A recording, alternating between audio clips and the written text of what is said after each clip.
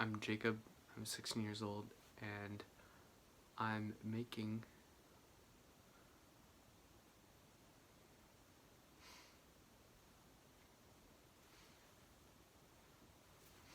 Hey there, I'm Jacob.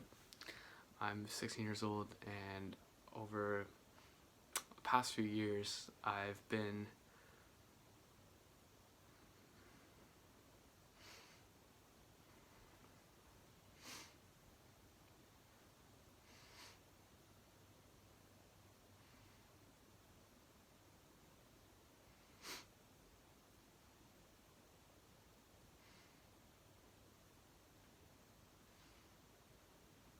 so why am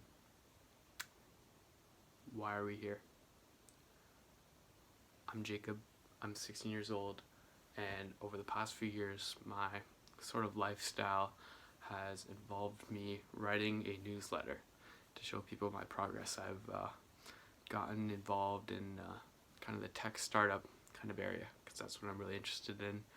And newsletter writing is a very important tool to not only show people what you're doing, but also track your progress. And over the past few weeks, I've been pretty inspired by Gerbert's Void, and really just having an honest look at yourself, having an honest conversation, and just keeping it recorded. So that is what this channel is going to be, I guess.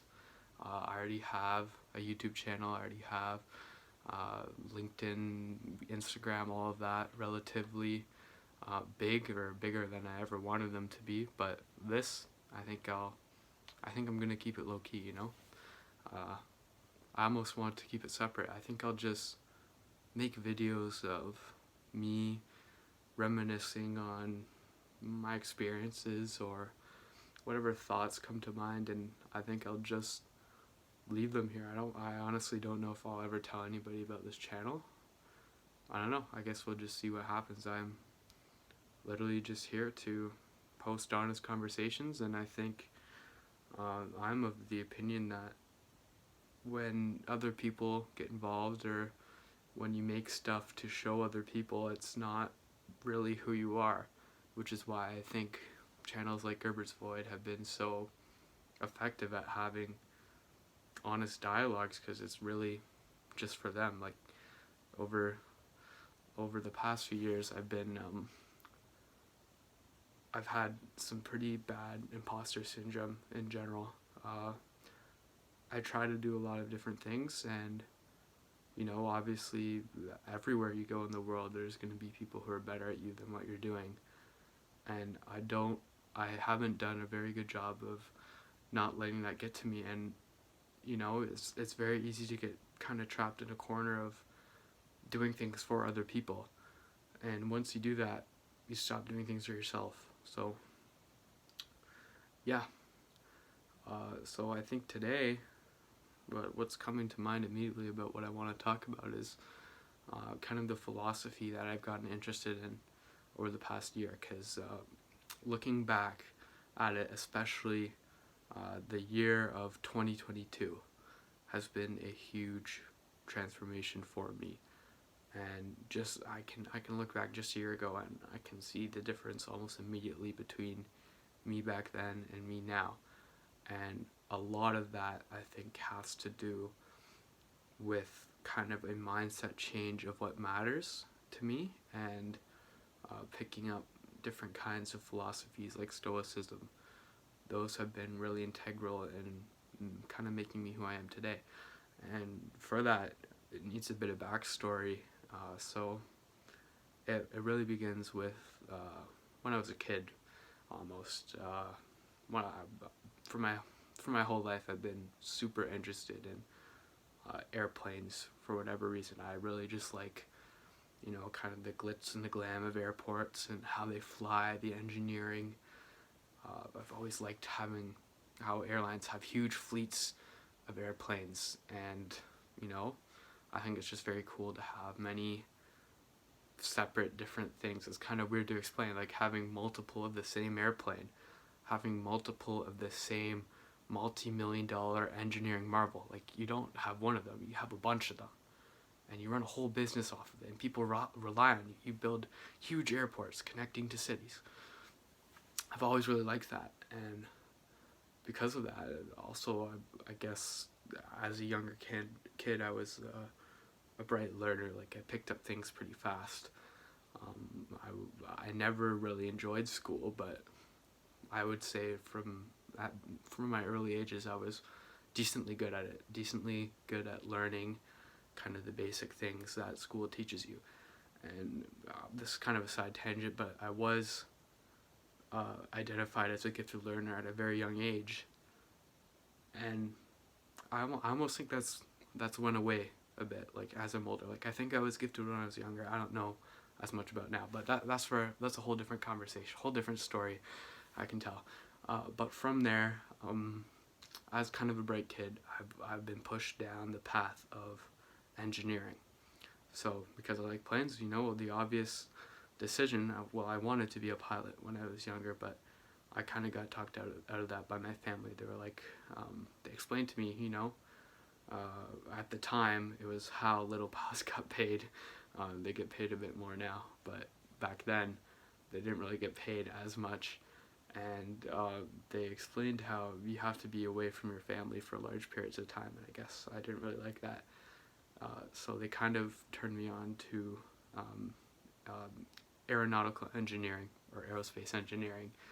And I guess from my, I would say about 8 or 9, like, I guess I kind of decided that was my thing, and I never really lost interest in it.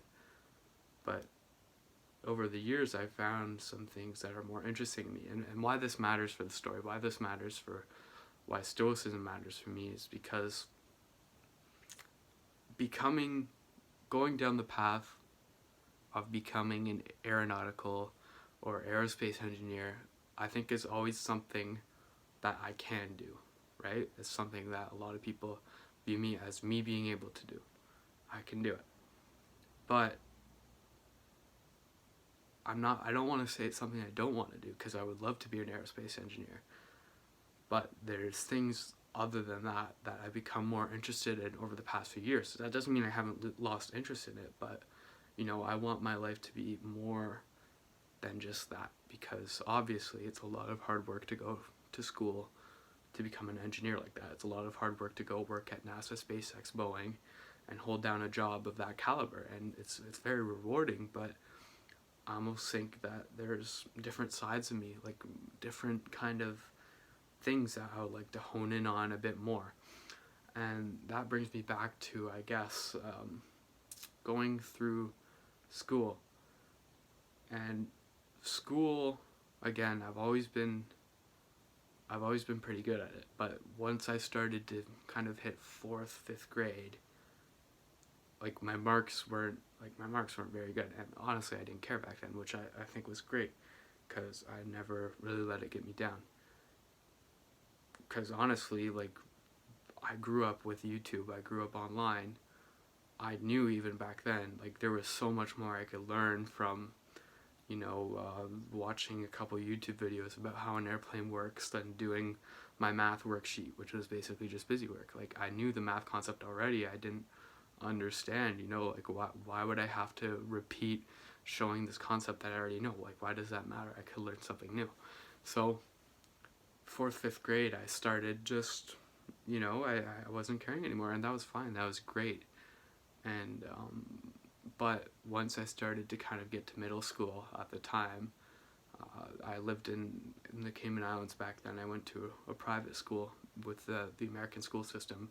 Now I am Canadian, and I live in Canada now, but back then, grade 6 was the start of middle school, and that's when I kind of started feeling the pressure of getting good grades, right? Like, the kind of vibe around me, like, from my parents, from my teachers, whatever, like, oh yeah, you're a smart kid, but you won't get anywhere unless you show good grades or whatever, right? Like, like, their attitude towards it, yeah, you could do it, but all you have to do is show the good grades.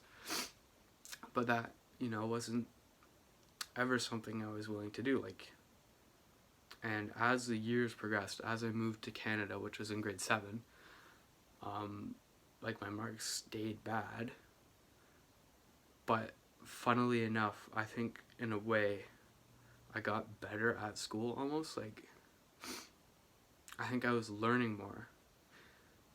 My peers viewed me, and they still kind of view me as like one of the smartest kids in the class, even though I don't get good grades. Like, I never really understood that. Like, the teachers too. I never really understood how I did that, or if I wanted to repeat doing that in a new environment like university, how I would do that. Because, like, honestly, I was getting kind of the best results I could want other than grades at that point, around grade 7, grade 8. And I would really just do whatever I wanted and not really care. And I guess I'm kind of lucky that my main instincts were to do things that were beneficial to me. Like, I liked doing things that kind of almost made me smarter in a way. Like, I liked playing complicated strategy video games, which, like, video games aren't immediately, like, they don't bring to mind, you know, making yourself better, smarter in any way, but I think going at it from such a young age has given me problem-solving skills that I wouldn't necessarily get from school. Like, I remember, I think it was my 12th or my 13th birthday, I bought Kerbal Space Program, which is a video game where you basically design and run a space program, and it's about as complicated as it sounds, but I was 11 or 12. Obviously, I wasn't good at it. I'm no, like, Kerbal Space Program prodigy, but going through the process of just working things out, figuring stuff out on my own, was something that I never got anywhere else. And I think those skills are what made people view me as someone who's really smart. And I know that that is what eventually started getting to my head. Because around grade 8, well, it was in grade 8, as the pandemic hit, I was kind of going out, well, school starts in grade 9 here in Canada. I was going out of my elementary school with a bang, almost. Like, everyone there knew me. I was doing so many extracurriculars. I basically ran the school's student council, which I just loved. Like, you know, I was giving back to the school. They viewed me as almost the guy there, right?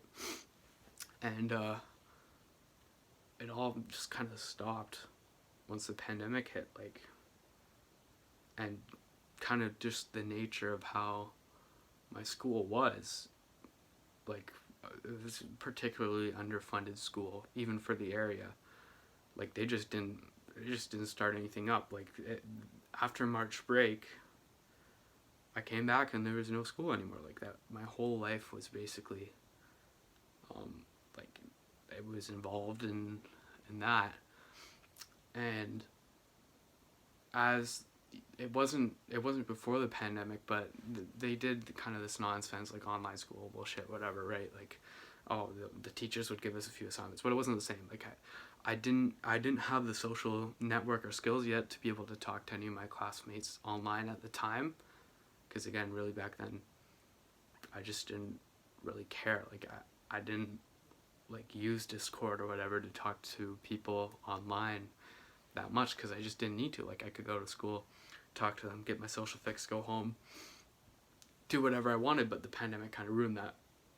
And what ended up happening was I was kind of trapped at home, doing work, kind of in my own head almost. And I think that was a bit difficult, because near the end of the school year, about June, the weather's starting to get nicer. And I remember, it was in June, because I'll never forget this day. So the way kind of my schedule was working during the pandemic is I would stay up very late, do some work, play some video games, whatever, do some research, do whatever I liked. I had a 3D printer. Well, I still have a 3D printer, but I had it running, printing face shields for the hospital, for the PPE shortage that was going on, and that was a lot of work. And I basically had these things running as long as I was awake.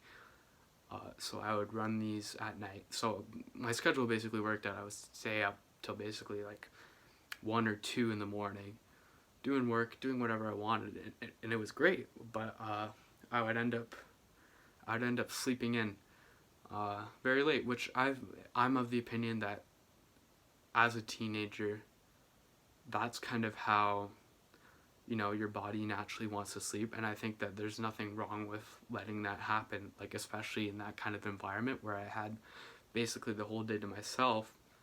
Like teenage bodies naturally want to go to bed later and then wake up later. I don't know why, but I think it was more healthy for me. Like I felt way more rested from just doing that. But anyways, again, like I still, even though I basically ran my elementary school at the time, I still didn't get good grades, but my teachers still were amazing, and like I guess they realized kind of who I am. And it turned out that one June day, my mom woke me up at about 9 or 10, telling me that my teacher called her and that I should check on my Google Classroom because I have a message. And immediately I thought, oh, what did I do, right? Because, like, you know, I'm not the best about handing in assignments, whatever. Like, I thought I was in a little bit of trouble, you know?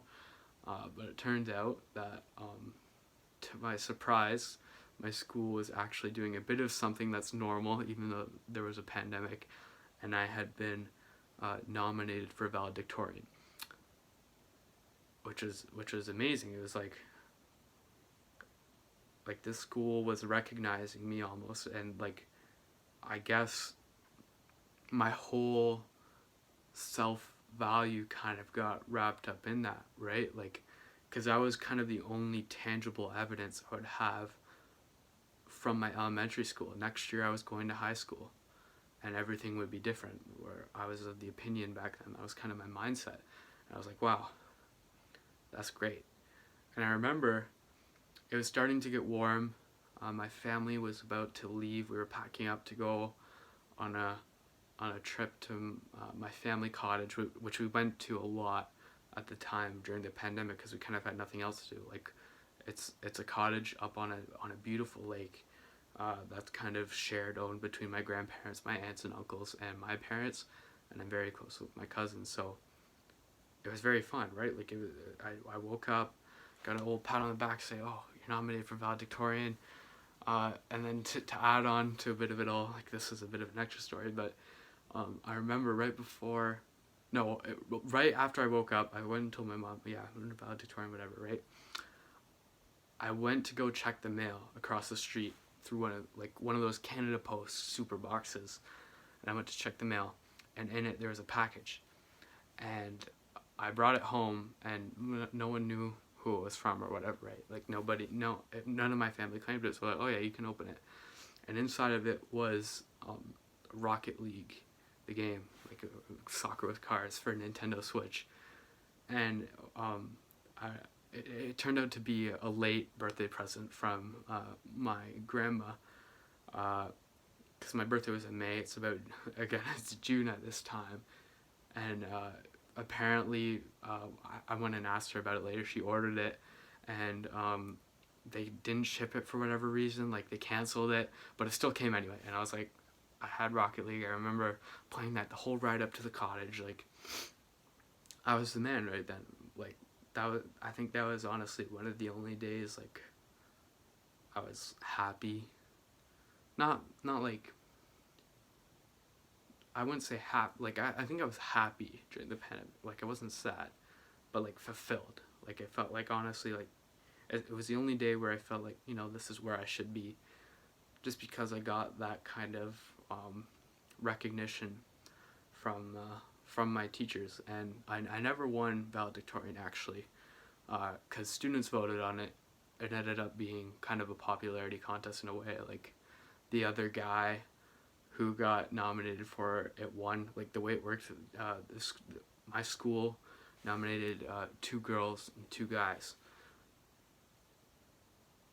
Yeah, 2 girls and 2 guys got nominated, and just the natural kind of makeup of the school was because it's a gifted school, and naturally there were more guys in the school than girls, which is like, that's something I kind of understand understand almost, but it's like something that I think is really wrong, because like technically speaking, if I had to guess, like the amount of learners identified as gifted would be 50-50 guys and girls, but like I think whatever kind of societal impact, like for whatever reason, many girls at that young age decide not to go into it, because you have to go to a new school for it and stuff, and like the area where I live, it's a lot of immigrant families, and I don't know if they're like, I don't know, like pressuring their young girl to stay out of it, but for whatever reason, like there were barely any girls in my class. Like I think grade 7, grade 8, like I maybe had at most like 6 or 7 girls in, like I think it was like 28 kid class, which like obviously the ratios are all off. So I was in a group chat with who got nominated for this valedictorian race, and with the 2 other girls and the 1 guy, and like they immediately knew, like, because students were voting for who would end up being the valedictorian, they didn't have a chance. And the other guy who got nominated, he was pretty popular. Like he was one of my friends, and he still is one of my friends. But he was pretty popular, and we all kind of knew that he would win, and he didn't end up winning, and that didn't really matter to me in a way, because like I knew it was gonna be a popularity contest. Like I'm relatively popular in this school, I guess, but like it's never something I really tried to do. And because this guy, like I think the way I would explain it is like I was friends with a lot of people who were voting in the school, right? Like I think in general a lot of people would have voted for me, but this guy was like close friends with a bunch more people, like a closer friend with a lot of with a large voter base, which I didn't have. Like I don't really have, like at the time I didn't really have like a close knit group like that. I just kind of chilled with whoever was around at the time, which I guess translated them to like picking whoever was closest to them, which was like if I were to guess, if they had like a second, like if you had 2 options, second, I think I would win all the second votes. Or if there was like a point system, like I think I would get a decent running with that. But I don't know. But that's just kind of the way it worked out. It never really bothered me. But I was still kind of happy with, you know, my teacher kind of nominating me for that position, because the way it worked, the teacher nominated, the principal chose, and the teacher put me up, and then the principal was like, yeah. So that was cool. But as that went into high school, my high school that I go to is huge in my area. Like it's the largest school in my area, and a lot of elementary schools fed into it, and my elementary school is relatively small. So that means that as I got there, there was 3 gifted schools fed into it. So like the way it worked out is in grade 9, I think 6 out of 8 of the classes you take end up being gifted classes, just because if you take gifted courses, like only 3 schools fed into it. So there was kind of like a population of gifted kids that you would kind of get stuck with, which was like 3 times larger than my elementary school in theory, because like 3 schools fed into my high school. But yeah, it was 3 times larger, and that means that obviously that there was like, the way I looked at it back then was there's, you know, 3 more valedictorians, whatever, like 12 more people who got elected, right? Like, you know, 3 times as amazing people, or it would be like 3 times harder to rise through the ranks and be that guy again, which was like, that was a huge mindset change for me almost, because when I moved to Canada, honestly, I really didn't care about any of that, right? Like I just kind of lived my life, like I was doing whatever I wanted. And I think once that all kind of got destroyed by the pandemic, and with me being nominated for valedictorian, I think I put too much value, or I kind of gauged all of my value off of how other people saw me, because there was no social side to me. And I guess from being online so much, like naturally being on social media, like it pushes you towards being like living your best life, or making, or at least looking like you're living your best life towards other people. So I put all of my value in that. And like grade 9 was a very hard year, because the way it worked out in Ontario at least was it was still full of COVID nonsense. Like we were locked down for half of the year at least. Like it was still online, but it was grade 9 now, and like the way it was in the gifted environment was everyone took school really seriously because they all want to become doctors or engineers, whatever. And they want to get into good universities. So it was like a super competitive environment, and well, super competitive, at least I thought, because like I kind of based my whole self-worth off of just comparisons at that point. And I guess once you kind of get into that mindset, you'll never be able to stack up to other people, because just naturally the way I am, I'm interested in a bunch of different things. Like I'm not necessarily great at one thing or the other, so being kind of comparing yourself and trying to be the best at everything is just not possible, right? And especially in a school environment, which is like where the only tangible, like measurable results that you can compare yourself to are like grades and whatnot, which is something I'm not really good at. It was very difficult, and I was very discouraged almost. Like I still kind of had that effect. Well, I like the same people from my elementary school still kind of view me the same way, and I had the effect on like the new people, new teachers, right? They for whatever reason they held me as a smart guy or whatever, like as one of the smartest kids of the class. But as with comparing myself to other people, I just never could really get why that happened. I never could understand where my value is, what I can do for the world, which almost brings me to grade 10, when my whole kind of, I guess, enlightenment, if I want to call it that, that's kind of a funny word, enlightenment happened, because in grade 10 I joined a program called TKS, the Knowledge Society, which, yeah, you can look it up if you don't know about it. Like it's a huge part of my life.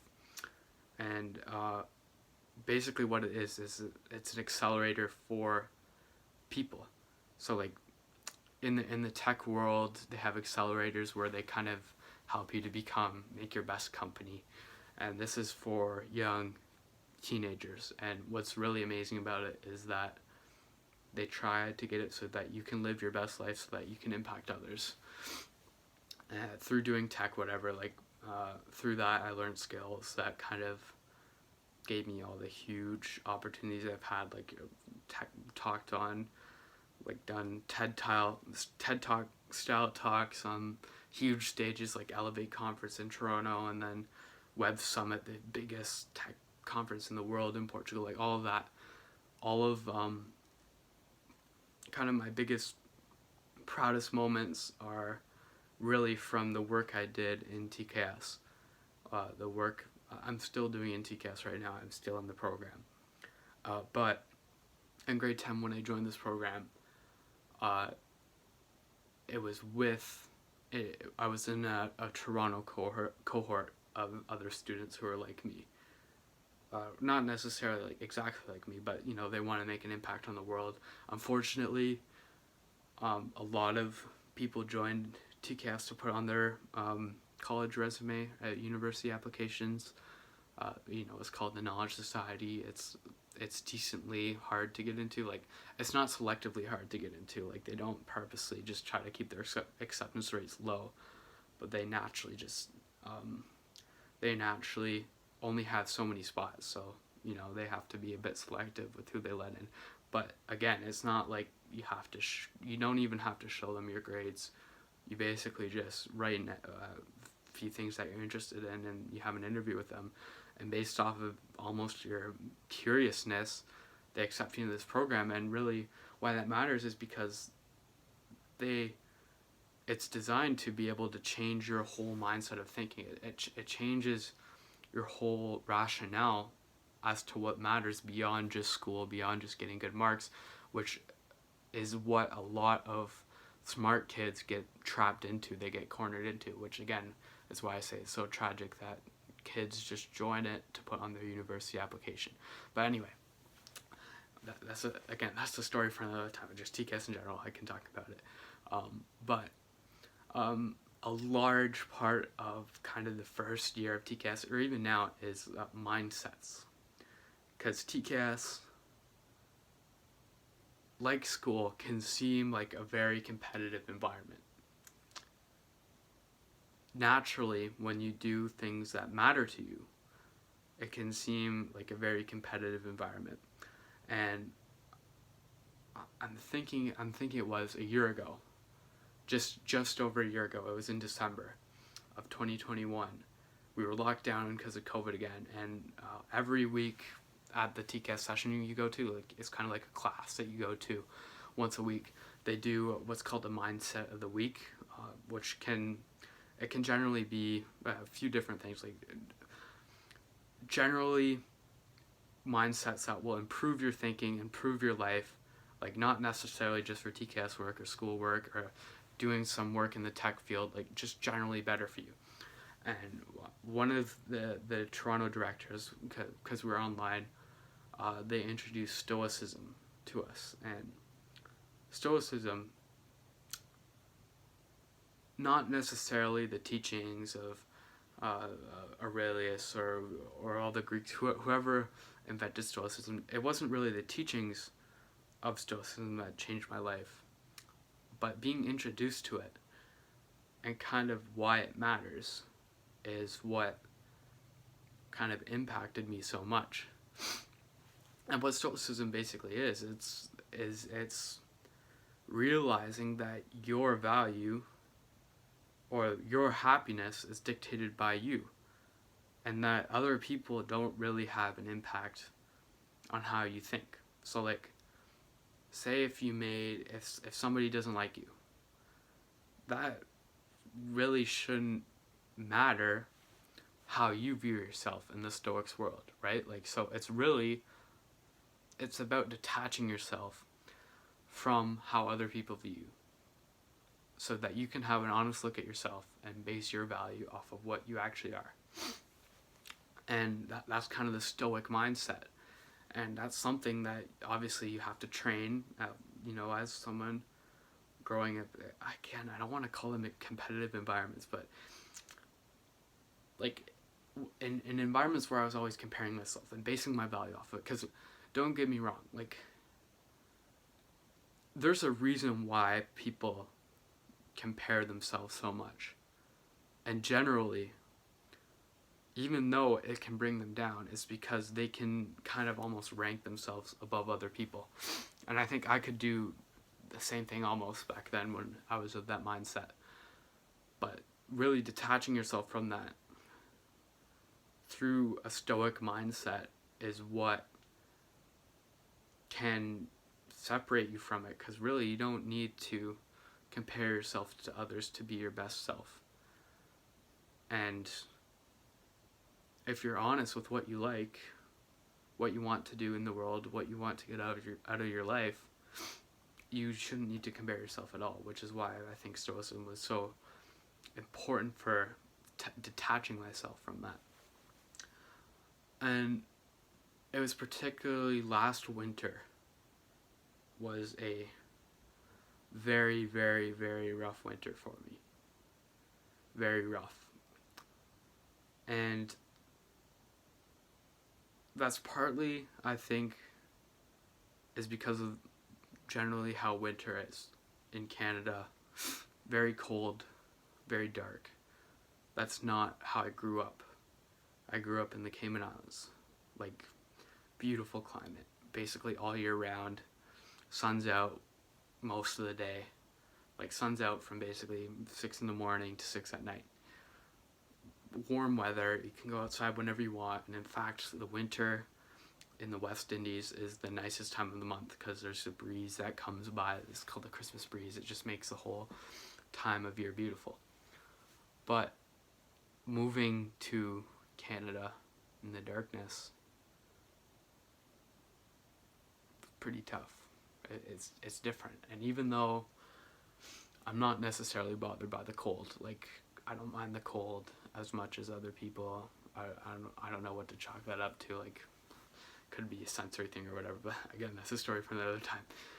But in I never really got bothered by the cold in the winter, but I don't think I realized how much kind of the darkness affected me. Because how it worked was, last year, my school started at 10 a.m., which was very late. Now it starts at 8 a.m., but basically it started at 10 a.m. last year so that they could have enough buses to go around to the elementary school and such. And it started at 10 a.m., which meant that I got home, school ended at 4, and because of how far away my school is as a gifted school, I got home basically around 5, 6, like basically by then the sun was already down. And even when it was online in the winter, you would wake up, like sleep in basically to 9:55, right before school and online school, wake up, do online school, finish at 4, look outside and the sun setting, which is just like not how a human should live, or that's my opinion. But I think, I don't know, I never had this checked out or whatever. I probably should, but I never really have. But I think I have, if I had to guess, it's some kind of like seasonal affective disorder or whatever. Because like, I never realized how consistently, until last year, I never realized how consistently every single winter I've lived in Canada, which is about 5 now, I'm just more tired, more depressed than the summer, and I don't know what to chalk that up to. I don't know what that is. I think if I had to guess, I would have gotten over it by now. Like, I'm used to living in Canada, but again, like last year, it was very, very difficult because we were online again, back and forth between school, comparing myself in grade 9. And once I picked up Stoicism, which I guess was almost the philosophy I employed when I was kind of living my best life when I was younger, grade 4, grade 5, was just not caring what other people think of me. I kind of started to go back up again. Like I don't think I was happier. No, I was happier. I wasn't less depressed or less burnt out or less tired, but I was more fulfilled. Which is why I think there might be some other underlying things from my winter blues. But yeah, I think from that, I basically kind of turned it around. Like, I was at a very, very dark point last winter, which is why I kind of started making this, because throughout the spring, summer, like, my life started going back up again. Like, I was getting recognized for things that I like startup ideas in machine learning, bio 3D printing, all of that stuff, like, just crazy stuff I could have never imagined being, like, asked to come speak at a conference as a 16-year-old. Like, I couldn't even imagine doing that. But, like, it's not even that matters to me anymore. It's, like, just doing what I love, which is just working on using tech to better the world. And I can't necessarily pinpoint what I like to do in tech yet, but it's just using problem-solving skills to make the world better. And I've noticed that as this winter's kind of started, I know the snow, I think the snow came a bit later than it did last year. But I haven't really hit that rut that I have in years past, or that I especially hit last year. Which is why I think it's a very interesting time in my life. Teenage years are very influential on how someone will grow up to be.